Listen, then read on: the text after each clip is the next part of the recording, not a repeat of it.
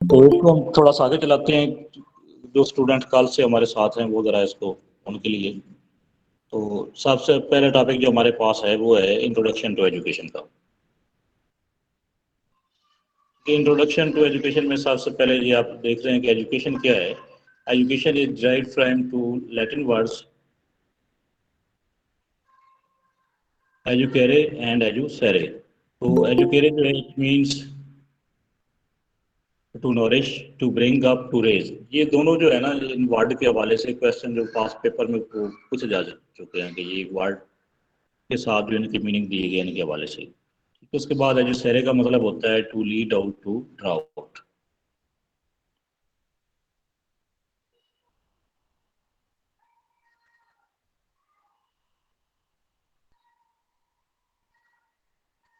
तो उसके बाद ये दो इंपॉर्टेंट डेफिनेशन है एजुकेशन की। और ये दोनों डेफिनेशन जो है वो भी पास पेपर में इससे पहले पूछी जा चुकी हैं। सबसे पहले नंबर पर प्लाटो की डेफिनेशन है कि education is capacity to feel pain and pleasure at the right moment. ये एजुकेशन प्लाटो की डेफिनेशन है। और उसके बाद अरिस्टोटल की डेफिनेशन है education is the creation of sound mind in a sound body. तो ये भी जो नीचे वाली डेफिनेशन है अरिस्टोटल की, जो हमारी क्वालिफाइंग गाइड है जिससे बहुत से स्टूडेंट तैयारी करते हैं, तो एमएड की क्वालिफाइंग गाइड में इसका आंसर जो है वो प्लाटो टिक किया गया है, जबकि ये अरिस्टोटल की डेफिनेशन है। तो क्वालिफाइंग गाइड के लिए हवाले से कल भी ये क्वेश्चन आया था कि बी तैयारी के लिए कौन सी किताबें रिकमेंड करेंगे, तो उसको मैंने क्वालिफाइंग गाइड ही कही थी और उसके साथ क्रुक्स ऑफ एजुकेशन और साथ जो इल्मी का कैप्सूल है।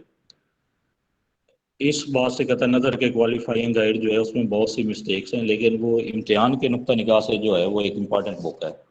और उसके अंदर जो मुख्तलिफ गलतियां हैं उसके एमसीक्यूज के अंदर इंशाल्लाह ताला जब हम ये अपना ऑनलाइन सेशन साथ साथ चलाएंगे तो वो उन गलतियों को हम साथ साथ डिस्कस करते जाएंगे। और जब आप ये थ्योरी कंप्लीट कर लेंगे तो इंशाल्लाह आप खुद भी उन गलतियों को आइडेंटिफाई कर लेंगे जो कि इस बुक के अंदर है। तो उसके बाद है एजुकेशन की तीन टाइप्स हैं, formal education, non formal education और इनफॉर्मल एजुकेशन। फॉर्मल एजुकेशन जो है ये वो एजुकेशन है जो हम प्रॉपर स्कूलिंग के थ्रू इसको हासिल करते हैं, ठीक है, जिसके लिए हम स्कूल जाते हैं, स्कूल अटेंड करते हैं। इसके जो फिक्स्ड रूल्स एंड रेगुलेशन होते हैं, जैसे हम ये क्लास वन से लेकर ऑनवर्ड जो हम सारी स्टडी करते हैं मुख्तलिफ स्कूल अटेंड करके, वो सारी फॉर्मल एजुकेशन है। ठीक है, इसकी अगर आप कैरेक्टरिस्टिक बताने लगे तो उसमें यही है कि आपको एक फिक्स्ड करिकुलम होता है आपके पास, एक फिक्स टाइम पीरियड होता है जिसके अंदर आपने वो डिग्री या वो क्लास कंप्लीट करनी होती है। ठीक है, एक फिक्स सिलेबस आपको प्रोवाइड किया जाता है जो आपने स्टडी करना होता है। कुछ फिक्स रूल्स एंड रेगुलेशन होते हैं, ठीक है, ये सारी चीज़ें इसमें आ जाती हैं। एज लिमिट भी इसके साथ शामिल होती है। उसके बाद नॉन फार्मल एजुकेशन है। ठीक है, नॉन फार्मल एजुकेशन वो एजुकेशन है जो फ्लेक्सिबल होती है। फार्मल एजुकेशन जो होती है इसके रूल्स एंड रेगुलेशन फिक्स होते हैं, जबकि formal education non formal education के रूल्स एंड रेगुलेशन जो हैं ये फ्लेक्सिबल होते हैं। ये अमूमी तौर पर वो एजुकेशन होती है जो आप अपनी सलाहियतों में इजाफा करने के लिए, अपनी कोई इस्तेदाद बढ़ाने के लिए जो आगे मजीद एजुकेशन हासिल करते हैं वो नॉन फार्मल एजुकेशन होती है। ठीक है, मसलन आप कंप्यूटर डिप्लोमा करने लग जाते हैं या कोई ग्राफिक डिज़ाइनिंग का कोर्स सीख रहे होते हैं, ठीक है, तो इस तरह के सारे कोर्सेज वगैरह जो आ जाते हैं वो नॉन फार्मल एजुकेशन में आ जाते हैं। इसके अलावा जो डिस्टेंस एजुकेशन है, डिस्टेंस लर्निंग जो है वो भी नॉन फॉर्मल एजुकेशन की ही एक किस्म है। ठीक है, क्योंकि उसमें भी रूल्स एंड रेगुलेशन जो है वो फ्लेक्सिबल होते हैं।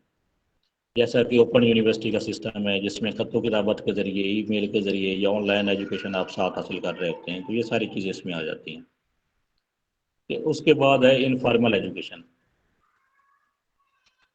इनफॉर्मल एजुकेशन वो एजुकेशन होती है जो एक बच्चा अपने मुआशरे से सीखता है। ठीक है, शुरू से लेकर जो एक मरते दम तक हमारी एजुकेशन जो है वो हम सीखते रहते हैं अपने माहौल से, दोस्तों से, रिश्तेदारों से, तो तमाम लोगों से जिनसे हम मिलते हैं तो उनसे कुछ ना कुछ हम सीखते हैं।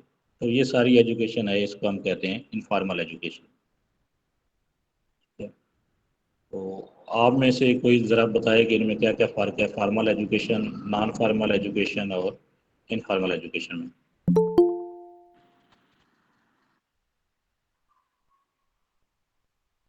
जी सर, जो फॉर्मल होती है ना, जो हम लेते हैं क्लास में, जैसे क्लास होती है, क्लास ठीक है। होती है फॉर्मल, जैसे निज़ाम चल रहा है, स्कूल बच्चे क्लास लेते हैं, फॉर्मल है ये। इनफॉर्मल और नॉन फॉर्मल सर, जैसे हम कोई इंस्टीट्यूशन कोई स्कूल में नहीं लेते, जैसे ये अल्लामा इकबाल है, इसके असाइनमेंट वगैरह पेपर।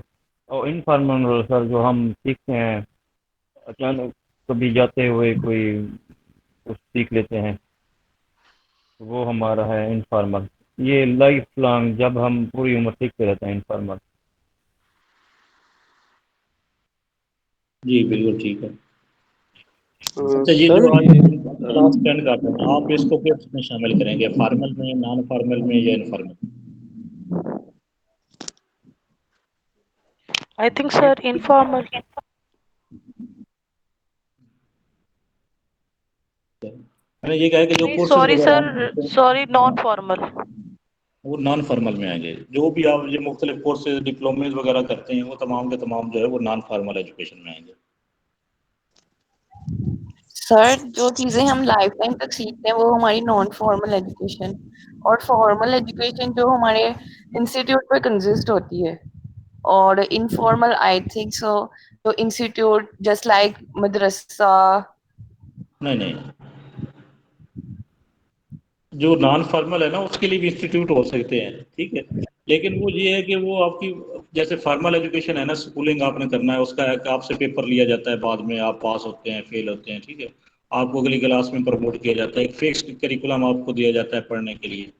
वो फॉर्मल एजुकेशन होती है। जो हम मुख्तलिफ कोर्सेज करते हैं अपनी इस्तेदाद को बढ़ाने के लिए, ठीक है। मसलन आप ड्राइविंग स्कूल अटेंड कर लेते हैं, या कंप्यूटर की कोई क्लास अटेंड कर लेते हैं, ग्राफिक का कोर्स डिजाइनिंग का कोई कर लेते हैं, तो ये सारे नॉन फॉर्मल में आ जाएंगे, ठीक है।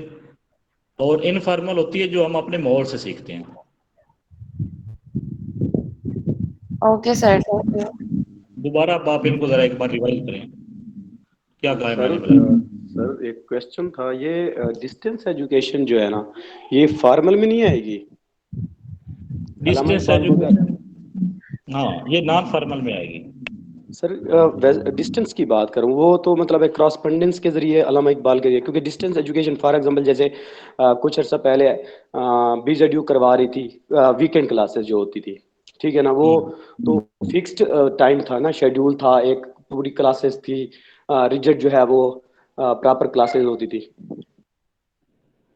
असली तौर पे तो जो डिस्टेंस आप लर्निंग कर रहे होते हैं वो एक फ्लेक्सिबिलिटी होती है, तो आप डिस्टेंस लर्निंग में एडमिशन लेते हैं। अगर वो फॉर्मल एजुकेशन की तरह ही वहाँ पे भी रूल एंड रेगुलेशन है, तो फिर तो सारे लोग वो उसमें ना ले सकें एडमिशन।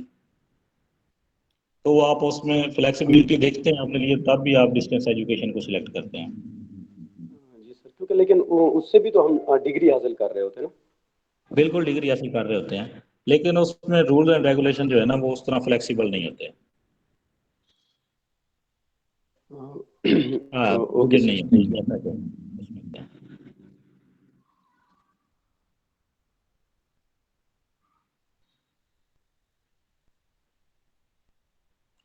ठीक है, इससे आगे चलते हैं हम।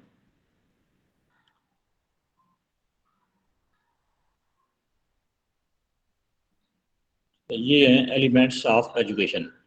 तो ये चार हैं हमारे पास: ऑब्जेक्टिव्स, करिकुलम, टीचिंग मेथड और इवेल्युएशन, ठीक है। इसमें अब करिकुलम की जगह पे जो सही वर्ड यूज होना चाहिए था वो यहाँ पे होना चाहिए था कंटेंट,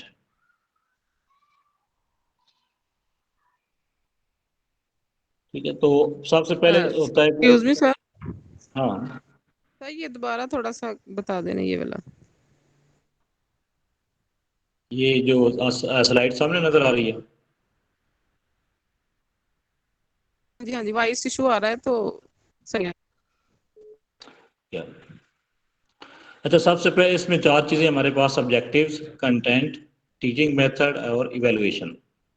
तो सबसे पहले हम देखते हैं कि ऑब्जेक्टिव्स क्या होते हैं। जहाँ पे हमारे पास जो है ना वो तीन टर्म्स है। एक होते हैं एम्स, एम्स के बाद होते हैं गोल्स, और उसके बाद थर्ड चीज़ जो है वो है ऑब्जेक्टिव्स।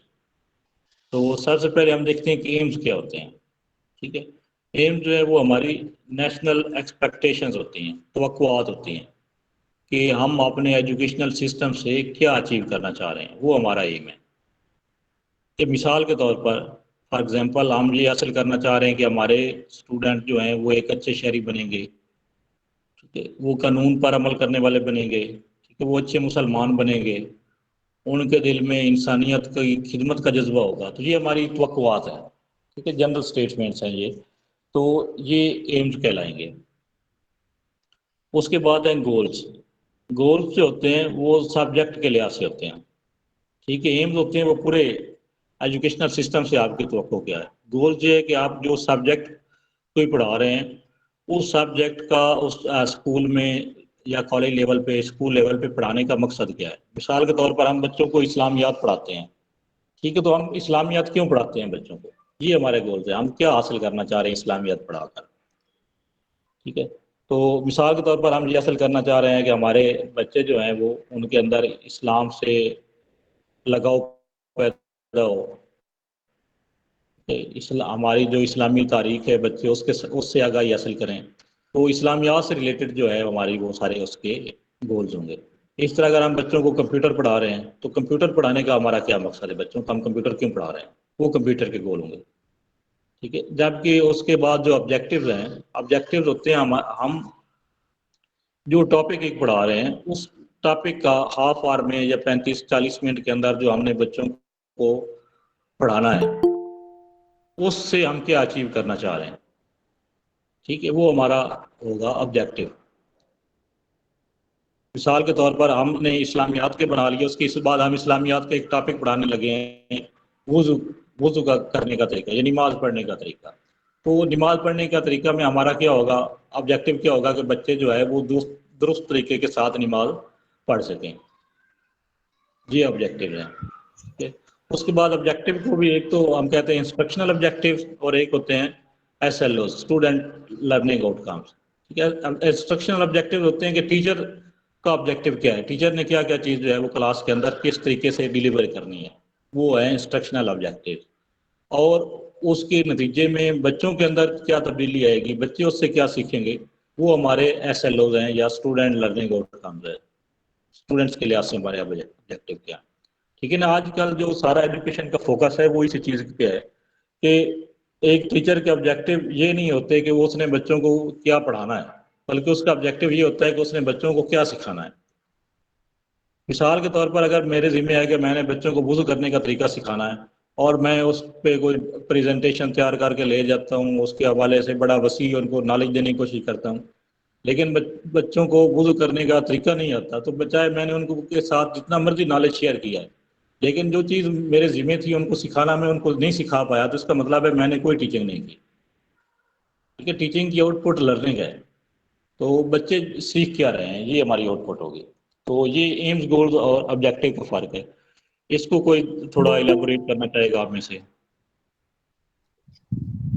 सर जैसे ऑब्जेक्टिव्स जस्ट लाइक अगर हम प्लानर एक बनाते हैं तो जैसे हम एक टीचर है वो प्लानर को बनाती है तो एक लेसन लेगी एंड जैसे आपने बताया कि लेसन से ही बच्चे जो उनसे वो सीखेंगे, तो ऑब्जेक्टिव का पार्ट हम प्लानर में कंसीडर करेंगे ना।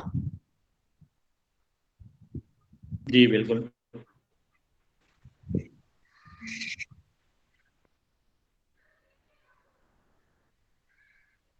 ठीक है। तो उसके बाद है हमारे पास कंटेंट। अच्छा, ऑब्जेक्टिव। सर अब सर प्लीज ऑब्जेक्टिव को दोबारा बता दें, मेरी वॉइस इशू आ रहा था। मैंने कहा कि ऑब्जेक्टिव ये है कि हम उस जो 35 या 40 मिनट हमारे पास है उसमें हम बच्चे को क्या सिखाने जा रहे हैं, उन 35-40 मिनट पढ़ाने के बाद बच्चा उससे क्या सीख पाएगा, वो हमारा ऑब्जेक्टिव है। लेकिन ऑब्जेक्टिव के लिए जो एक टर्म हम यूज़ करते हैं वो है स्मार्ट, SMART, स्मार्ट, ठीक है। कि हम कहते हैं कि हमारे ऑब्जेक्टिव स्मार्ट होने चाहिए। यहाँ पे स्मार्ट से क्या मुराद है, ठीक है। एस का मतलब होता है स्पेसिफिक, कि हमारे टारगेट ऑब्जेक्टिव जो हैं वो स्पेसिफिक मखसूस हों, हमें पता होगा हम क्या चीज़ अचीव करने जा रहे हैं। जैसे हमने बच्चों को नमाज पढ़ने का तरीका सिखाएंगे, ठीक है, ये उससे भी कम ऑब्जेक्टिव हो सकता है कि हम बच्चों को सजदा करने का तरीका सिखाएंगे, ठीक है, बच्चों को हम मुंह धोने का तरीका सिखाएंगे, हाथ धोने का तरीका सिखाएंगे। तो ये हम क्या करना चाह रहे हैं उस 35-40 मिनट में, वो हमारा ऑब्जेक्टिव है। ठीक है, ऑब्जेक्टिव स्मार्ट है। स्मार्ट में एस का मतलब जो होगा स्पेसिफिक, उसके बाद एम का मतलब स्मार्ट, एम होगा मेजरेबल। ठीक है, कि हम ऑब्जेक्टिव वो सिलेक्ट करते हैं कि हम वो 35-40 मिनट के बाद मेजर भी कर सकेंगे कि हमने जो ऑब्जेक्टिव रखा था वो हमारा ऑब्जेक्टिव अचीव भी हुआ है या नहीं हुआ। मिसाल के तौर पर आप ये ऑब्जेक्टिव लेके जाते हैं कि मैं बच्चों को मुहिब वतन बनाऊंगा, तो क्या आप इसको मेजर कर पाएंगे अपने लेक्चर के एंड पे? ठीक है ना, हमारे पास कोई ऐसा टूल नहीं है कि हम मेजर कर सकें कि हमारे बच्चों के अंदर हुब्बुल वतनी पैदा हो गई है या नहीं होगी। ठीक है, हम ये रख सकते हैं कि हमारे बच्चे जो है वो कौमी तराना याद कर सकें, कौमी तराने के एहतराम में खड़े हो सकें। ये चीज़ हम बच्चों को सिखा सकते हैं, जो हम बाद में मेजर भी कर सकते हैं। ठीक है, तो स्मार्ट, उसके बाद है मेजरेबल, उसके बाद ये है अटेनेबल। अटेनेबल का मतलब ये है कि आप वो ऑब्जेक्टिव रखेंगे जो आप 35-40 मिनट के अंदर अचीव भी कर सकें।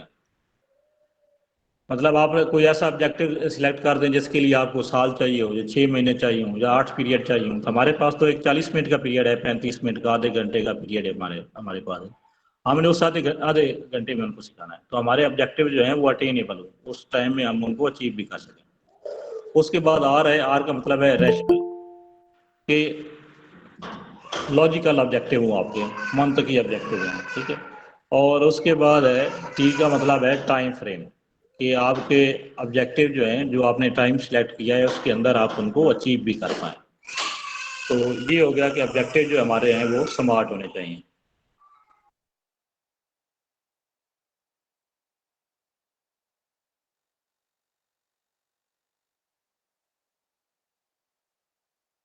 तो आप में से कोई ज़रा आप इसको एक्सप्लेन करें कि ऑब्जेक्टिव स्मार्ट होने चाहिए, इसका क्या मतलब है?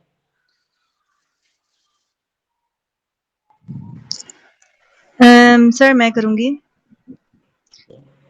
इसका मतलब कि कि हमारे जो ऑब्जेक्टिव्स हैं वो मोर स्पेसिफिक हों, किसी भी एक कंटेंट के मुतल्लिक हों। और एम का मतलब मेजरेबल, कि वो एट एंड जो भी आपने पढ़ाया, लेक्चर दिया, उसके एंड पे उसको मेजर किया जा सके। अगर वो मेजर नहीं होते तो वो ऑब्जेक्टिव्स नहीं है। उसके बाद अटेनेबल, कि वो आपके जो भी के अंदर वो अटेन, यानी वो ऑब्जेक्टिव्स आपको हासिल हो जाएं एट द एंड। और आर से सर रेलेवेंट, सर आपने लॉजिकल आई थिंक बताया था, लेकिन मैंने पढ़ा था कि रेलेवेंट होता है। रैशनल, रैशनल, रेलिवेंट कह लें, रैशनल का लॉजिकल भी ठीक बनता है। ओके हाँ, ओके लॉजिकल, सर, रैशनल का मतलब यही होता है ठीक ना है, कि लॉजिकल। बिल्कुल बिल्कुल, रैशनल हो, लॉजिकल हो, सही समझने के लिए हो, यानी समझा जा सके उनको और समझाया जा सके, और वो टाइमली उनको मुकम्मल किया जा सके, उनका टाइम फ्रेम एक प्रॉपर हो। ये है स्मार्ट, SMART। ठीक है, ठीक है, ठीक है, शाबाश, वेरी गुड।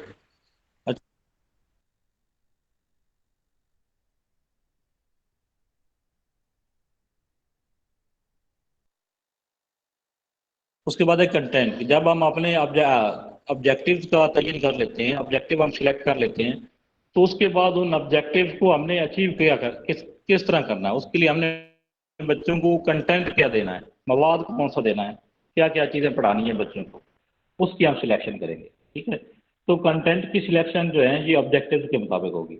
उसके बाद आपने जो कंटेंट सिलेक्ट किया है वो बच्चों को डिलीवर किस तरह करना है, इसको हम कहेंगे टीचिंग मेथड या मेथडोलॉजी।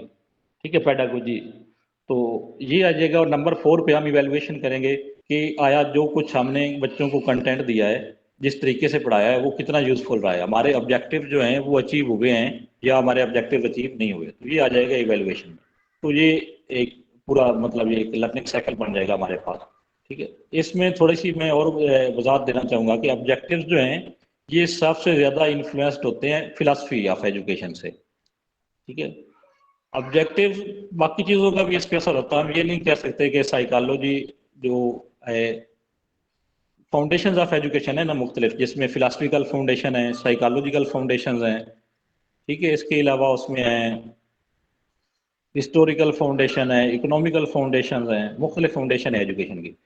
तो जो ऑब्जेक्टिव्स की सिलेक्शन है वो सबसे ज़्यादा जो असर लेती है वो लेती है फिलासफिकल फाउंडेशन से। किसी भी जो कौम होती है उसके जो लर्निंग ऑब्जेक्टिव होते हैं वो उसकी फिलासफी के अकॉर्डिंग होते हैं। ठीक है, मिसाल के तौर पर हम मुसलमान हैं तो हमारे ऑब्जेक्टिव्स एक मुस्लिम कल्चर के लिहाज से होंगे। इस तरह कोई इंडिया में रहता है तो उसके जो ऑब्जेक्टिव्स हैं वो वहाँ के लिहाज से होंगे, उनकी जो फिलासफी होगी उसके लिहाज से होंगे।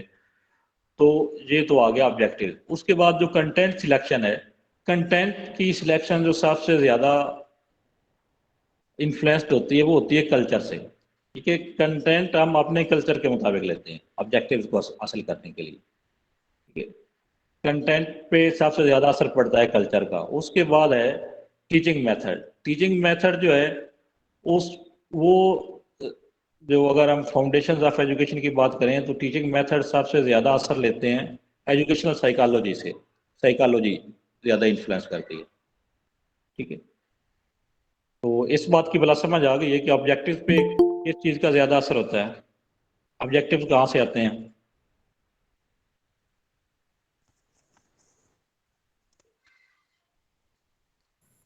सर फिलॉसफी हाँ, से। ठीक है। और कंटेंट कंटेंट कल्चर से और teaching method educational philosophy, psychology से। Sorry education psychology. ठीक है। चलो जी, आज हमारा 1 आवर जो है वो तकरीबन हो गया, 9 बज गए हैं। तो ये क्या इतना टाइम काफ़ी है या इसके आप चाहते हैं अभी